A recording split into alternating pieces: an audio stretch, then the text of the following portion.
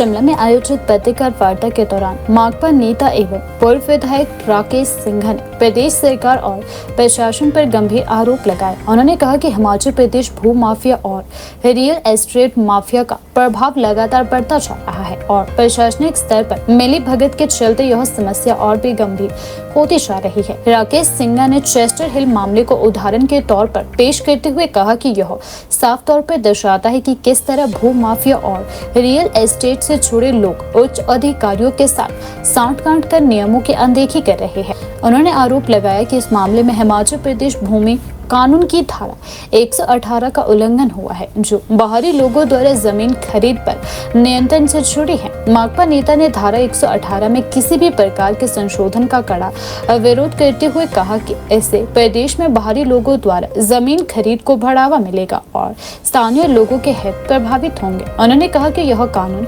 हिमाचल की पहचान और संसाधनों की सुरक्षा के लिए बेहद जरूरी है। राकेश सिंघा ने इस पूरे मामले में प्रशासनिक अधिकारियों की भूमिका पर भी सवाल उठाए। उन्होंने कहा कि नगर निगम के कमिश्नर और मुख्य सचिव इस मामले के लिए जिम्मेदार है। डीसी सोलन ने अब तक कोई संतोषजनक जवाब नहीं दिया है। उस स्तर पर जवाबदेही तय नहीं की जा रही है। माकपा नेता ने मुख्य सचिव सीएस को तत्काल हटाने की मांग करते हुए कहा कि इस पूरे मामले की निष्पक्ष जांच के लिए एक स्वतंत्र कमेटी का गठन किया जाना चाहिए। उन्होंने चेतावनी दी कि यदि उनकी मांगों पर जल्द कार्यवाही नहीं हुई तो माकपा कार्यकर्ता सचिवालय का घेराव करेंगे। राकेश सिंघा के इस बयान के बाद प्रदेश की राजनीति में हलचल तेज हो गई है। इशू क्या है? हम समझते हैं, हमारी पार्टी समझती है, आम तौर पर नजरअंदाज हो जाता है और स्पेसिफिकली है, जनरल में भी हम नहीं जा रहे हैं। ये है जो सोलन से चेस्टर हिल 2 एंड चेस्टर हिल 4 का जो मसला सामने आया।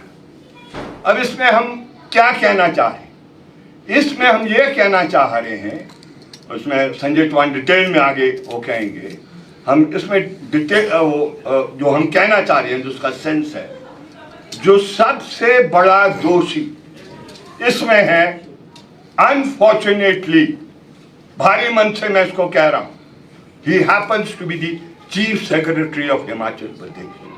मतलब इसमें अनकॉम्प्रोमाइजिंगली हम इस बात को यहाँ पर कहना चाह रहे हैं और हम हिमाचल प्रदेश की सरकार को आगाह करना चाहते हैं कि हिमाचल प्रदेश के अंदर अगर इस प्रकार के करप्ट ऑफिसर्स रहेंगे, Himachal Pradesh can never be safe, बिल्कुल सेफ नहीं रह सकती।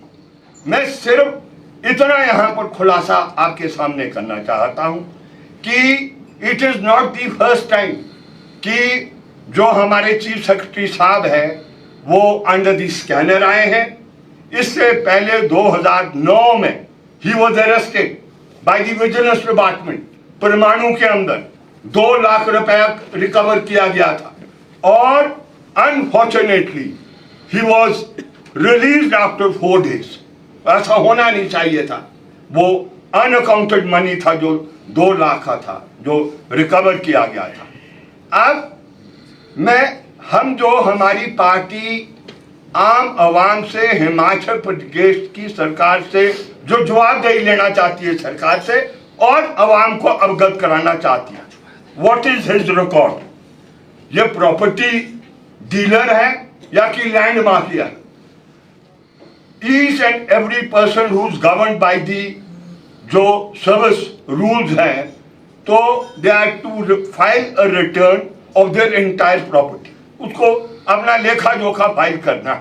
अभी पीछे से तो ये तथ्य नहीं आए, लेकिन ये अगर हम कुछ समय का रिकॉर्ड इनका देखें तो आप इसको देखेंगे कि 1999 में ये फ्लैट पंचकूला में खरीदते हैं और इसकी वैल्यू समय 9.75 लाख है और अभी जब इन्होंने रिटर्न फाइल की तो 80 लाख हो गई थी।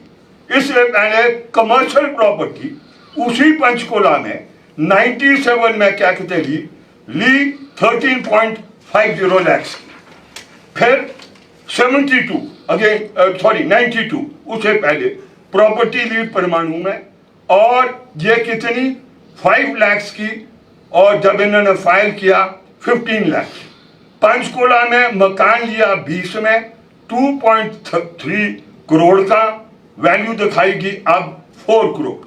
दिसंबर 2021 में न्यू चंडीगढ़ में फ्लैट लिया और ये कितना 53.75 लाख का ये लिया, अब 2 करोड़। मार्च 23 में न्यू चंडीगढ़ में 3.6 एकड़, ये छोटा मोटा लैंड नहीं है, और इसको सिर्फ दिखाया गया है 47 लाख। सीरियस डाउट्स है ये इतनी प्रॉपर्टी आप न्यू चंडीगढ़ में आप ले लेंगे और वो सिर्फ 47 लाख की मिलेगी। It is impossible.